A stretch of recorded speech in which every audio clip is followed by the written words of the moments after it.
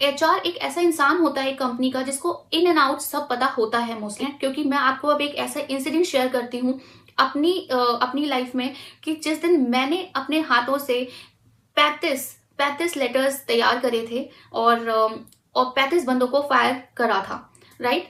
और 35 बंदे, एक मीडियोकर कंपनी जिसमें 200-300 बंदे काम करते हैं केवल, वहां पे एकदम से 35 एम्प्लॉयज को फायर करना, जिनको थे कि जिनको मैंने हायर करा था, जिसमें अच्छी सी कंपनी HCL जैसी कंपनी से भी बंदे मैंने हायर किए हुए हैं, और वो अपनी एक अच्छी जॉब छोड़ के, बिकॉज एक हाई सैलरी जॉब मैंने उनको ऑफर करी है, तो इसलिए वो आकर ज्वाइन कर रहे हैं और उनको मैं फायर कर रही हूँ।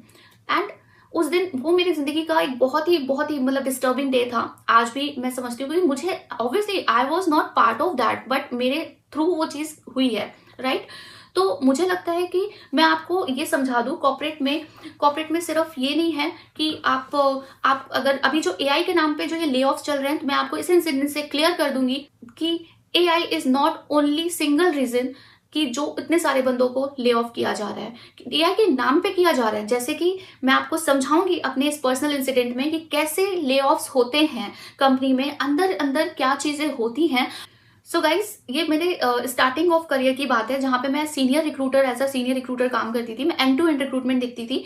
जहां पर इस कंपनी को ज्वाइन किया, इमीडिएटली वहां पर उन्होंने मुझे, जो मेरे सीनियर मैनेजर थे, उन्होंने मुझे सीधा बोल दिया कि we need 40 people for so and so profiles. उन्होंने शेयर कर दिया तुरंत ही मुझे। वो बेसिकली आईटी सॉफ्टवेयर कंपनी थी, और वहां पर एक बहुत बड़ा प्रोजेक्ट उन्हें मिला, जिसकी वजह से उन्हें 35 एम्प्लॉयज चाहिए थे, 35 इंजीनियर्स चाहिए थे, डिफरेंट और उसमें डिफरेंट लैंग्वेजेस, पाइथन और जावा स्क्रिप्ट। उस समय आई थिंक 2012-13 की बात मैं आपको बता रही हूँ ये। तो पाइथन जावा उस समय बहुत ज्यादा डिमांड थी उस समय, राइट। तो मुझे उस टेक्नोलॉजी पे बहुत सारे बंदे हायर करने थे, 35 से 40 बंदे हायर करने थे। मैं 40 हायरिंग्स की थी, एंड 40 में से 35 तो इंजीनियर्स थे, 5 नॉन टेक भी थे, ठीक है। तो 35 जो इंजीनियर्स थे, उनको ये मतलब मुझे ऐसा बोल दिया गया था, सैलरी डजेंट मैटर। अगर किसी की 35,000 सैलरी है, आप उनको 65 पे बुलाओ, आप उनको 70 पे बुलाओ, डबल पे, बट इमीडिएट ज्वाइनर होना चाहिए वो बंदा। बस इतनी सी उनकी रिक्वायरमेंट थी। एंड आई वाज लाइक, अरे, क्योंकि जब सैलरी ज्यादा होती है ना, तो हमारे लिए हायरिंग करना इज वेरी इजी, राइट। तो पूरी 40 हायरिंग थी, वो मैंने डन कर दी, क्लोज कर दी 20-25 दिन के अंदर, राइट। क्योंकि मुझे अपनी परफॉर्मेंस करनी थी, क्योंकि मुझे ऑब्वियसली मैं अभी नई आई हूँ, तो डेफिनेटली मुझे अपने आते से ही अच्छा परफॉर्म करना था। तो मैंने वो बिल्कुल बहुत आराम से और बहुत जल्दी कर दी hiring close, and I was so happy, right. And और जिनको मैंने हायर किया, वो बंदे भी बहुत ही ज्यादा खुश। क्यों? क्योंकि जो लोग मोस्टली रिजाइन सर्व करके बैठे हुए थे, क्योंकि इमीडिएट ज्वाइनर्स तो वही हो सकते हैं ना, जो रिजाइन ऑलरेडी सर्व करके बैठे होंगे, तो जो 10 दिन में ज्वाइन कर सकते थे, 15 दिन में ज्वाइन कर सकते थे। तो मैंने बट उनके पास और भी ऑप्शंस थे कि वो और किसी कंपनी में जा सकते थे, लेकिन जस्ट बिकॉज कि इस कंपनी में उन्होंने बहुत ज्यादा सैलरी हाइक देख ली, इसलिए वो इस कंपनी में ज्वाइन कर लिया, और उन कंपनीज को, उन अपॉर्चुनिटीज को उन्होंने मना कर दिया, राइट। तो बट वो खुश थे कि उनको अच्छी सैलरी मिल गई, अच्छी हाइक मिल गई, बहुत ज्यादा अच्छी हाइक, राइट। अब उन्होंने ज्वाइन कर लिया, and I was also very happy, क्योंकि वो बंदे भी कहते हैं कि मैम बस ये मतलब उनको ड्रीम जॉब मिल गई, हमको सैलरी की बहुत जरूरत थी। और 3 से 4 महीने बहुत अच्छा चला।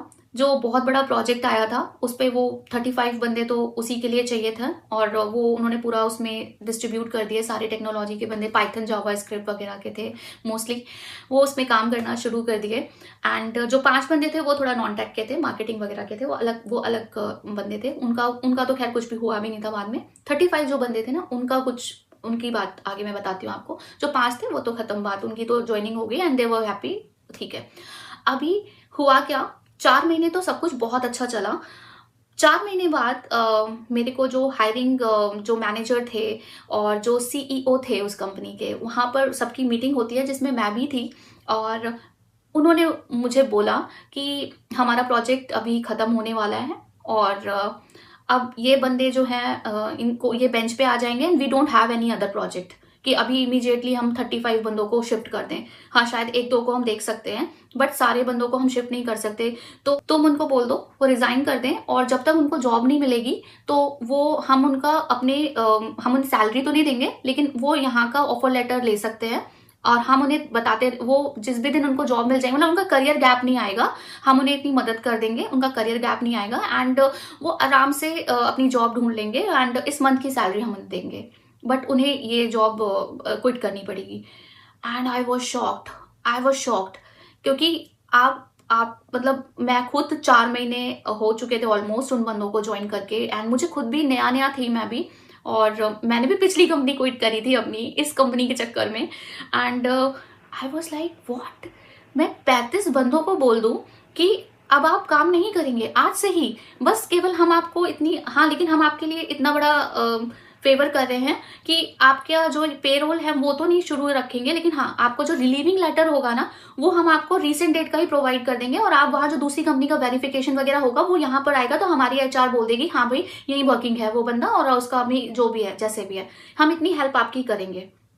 And I was shocked and disturb कि ये क्या बोल रहे हैं, एंड उस चीज़ को प्रोसेस करने के लिए मुझे बहुत टाइम लगा। एंड ये चीज़ मुझे करने को बोली गई, तो मुझे और ज़्यादा कि आप ना आप जल्दी से लेटर्स प्रिपेयर कर लो और इन लोगों की मीटिंग ले लो और 1 by 1 और उनको समझा दो सारी चीज़ें, and ask them to leave. ये चीज़ हुई है literally, and that company is not very small type of company है, ठीक है एवी, अगर आप उनकी वेबसाइट विजिट करोगे तो it's a good company, right, IT software की कंपनी है, एंड अगर वहां पर अगर आप विजिट करोगे देखोगे जाकर तो आपको सब कुछ अच्छा अच्छा ही लगेगा, बट अंदर ये हो रहा था। तो ठीक है, अब मैं कुछ और नहीं कर सकती थी और ना मैं उन्हें मना कर सकती थी, बिकॉज मुझे करना ही था, क्योंकि मुझे इंस्ट्रक्शंस फॉलो करने थे, दैट्स इट। मैं उनको ये नहीं कह सकती थी नहीं मैं नहीं करूंगी, राइट, मुझे मेरा जॉब है मुझे करना है, राइट। बट मैंने उस दिन ये जरूर सोच लिया था कि मैं भी अब इस कंपनी में, मुझे मतलब बहुत ही बुरा लगा था और मैंने सोच लिया था मैं भी इस कंपनी में ज्यादा दिन काम नहीं करूंगी। मेरी जॉब तो सिक्योर थी, लेकिन मुझे ऐसे एनवायरनमेंट में भी काम नहीं करना था कि जहाँ इतना टॉक्सिक एनवायरनमेंट हो, बहुत ही ज्यादा टॉक्सिक था वो मेरे लिए, वो चीज़ करना, वो चीज़ प्रोसेस करना। तो फिर मैंने बस अपने केबिन में गई और I started making the relieving letters and उन सारे बंदों का सारा कुछ डेटा निकाल के चीज़ें करना शुरू करा मैंने, और मेरी हेल्प करी मेरी कलीग्स ने। एंड देन फिर मीटिंग लेना मैंने शुरू करा। जो सीईओ थे जो सीईओ थे, जैसे ही हमारी मीटिंग शुरू हुई एंड वो निकल गए अपना, ठीक है, बस केवल वहां पर वो तो निकल गए, क्योंकि अगर बंदे जाते आंसर मांगते तो वो तो थे भी नहीं वहां पे, वो जा चुके थे, ठीक है। तो क्योंकि उन बंदों ने कई बार बोला कि हमें उनसे बात करनी है, बट वो उस दिन जल्दी निकल गए बल्कि, ठीक है। अब मैंने जाकर उनसे बात की तो ऑब्वियसली वो शॉक्ड थे और बहुत ही डिसहार्टेंड थे कि मैम ऐसे कैसे, मैम ये तो पॉसिबल ही नहीं है, मैम ऐसे। उन्होंने बहुत सारी अपनी चीज़ें पर्सनल बोली जो मुझे बहुत ही बुरी लगी कि यस क्योंकि आप सही हो, और मैं भी जो कि डिसाइड कर चुकी थी कि मुझे भी इस कंपनी में ज़्यादा नहीं रुकना है और I will also leave as soon as possible.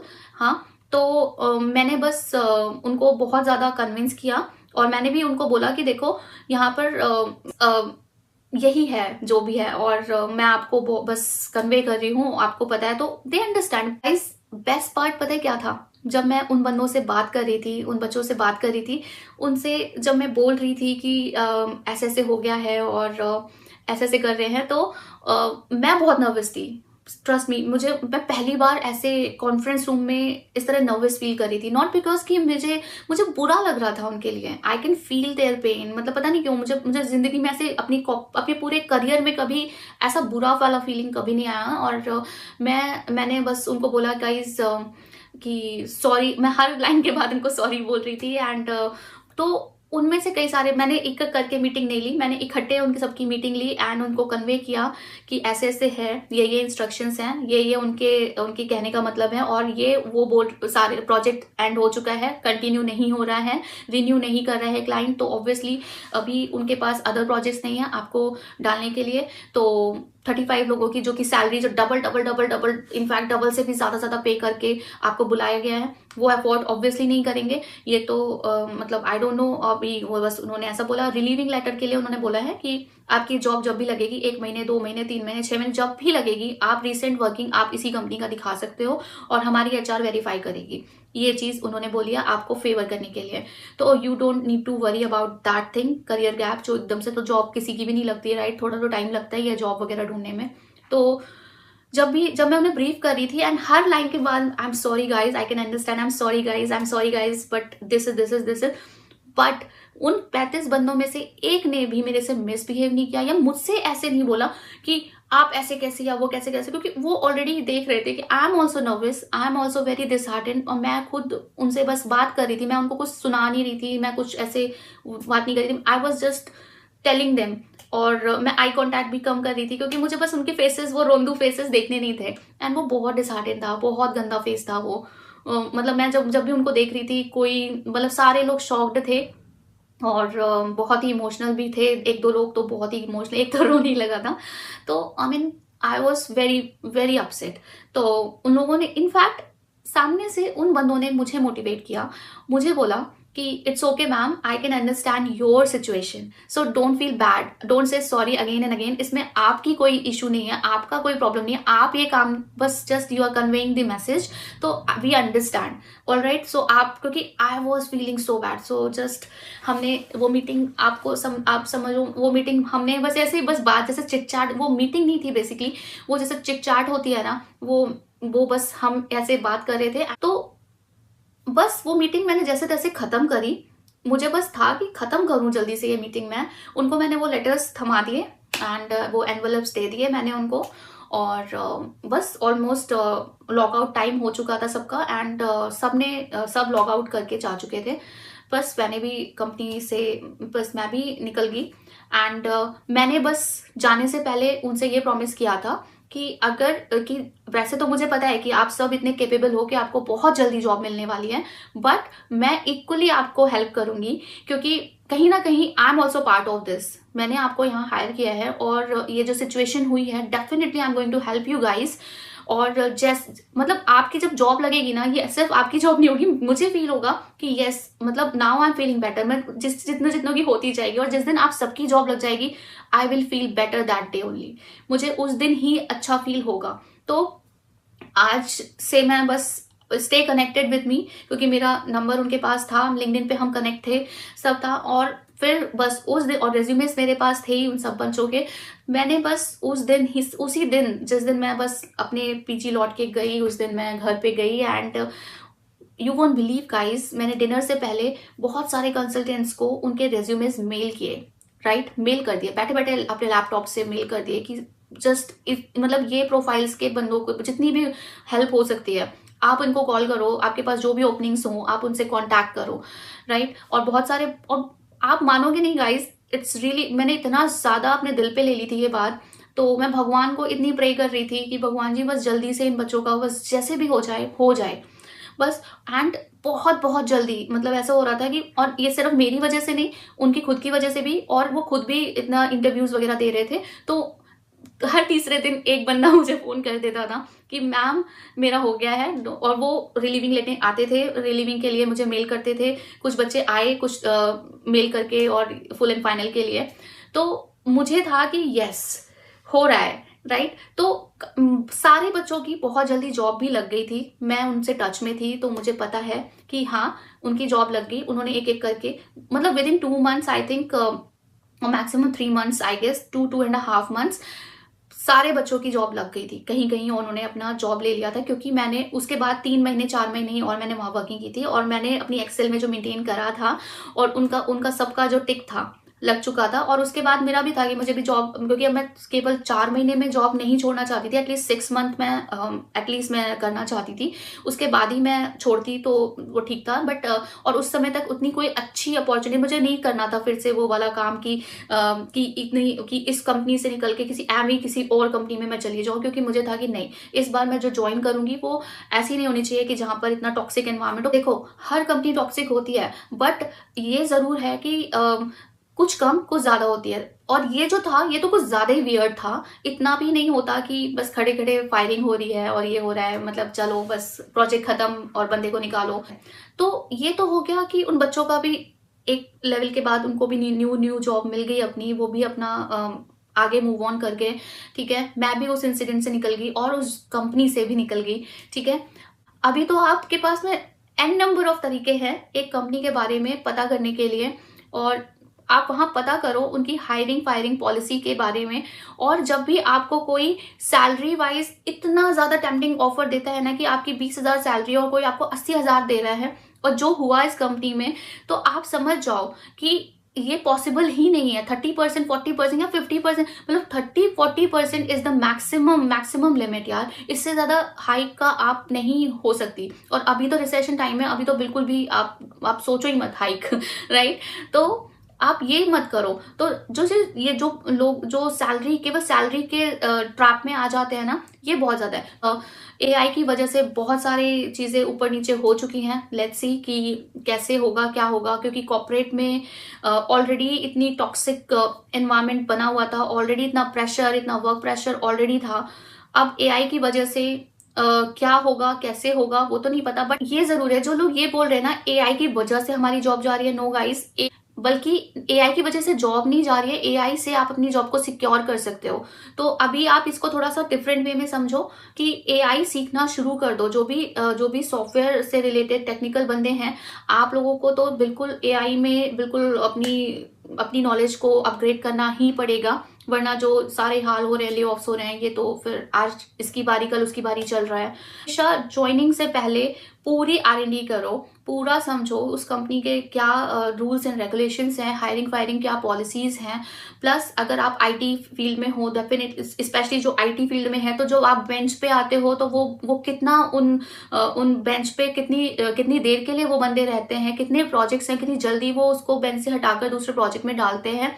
तो ये सारी चीजें आपको समझनी पड़ेंगी। और किसी कंपनी को ज्वाइन करने से पहले बहुत सारा लॉजिकल दिमाग लगाना, प्रैक्टिकल दिमाग लगाना, सिर्फ इमोशन से मत बह जाना, वाओ इसमें तो ये है, बस मैं तो यही चाहता था। बहुत सारे ट्रैप्स होते हैं जिनको आपको समझना पड़ेगा, नहीं तो यही वाला हाल होता है जो ये इंसिडेंट हुआ था।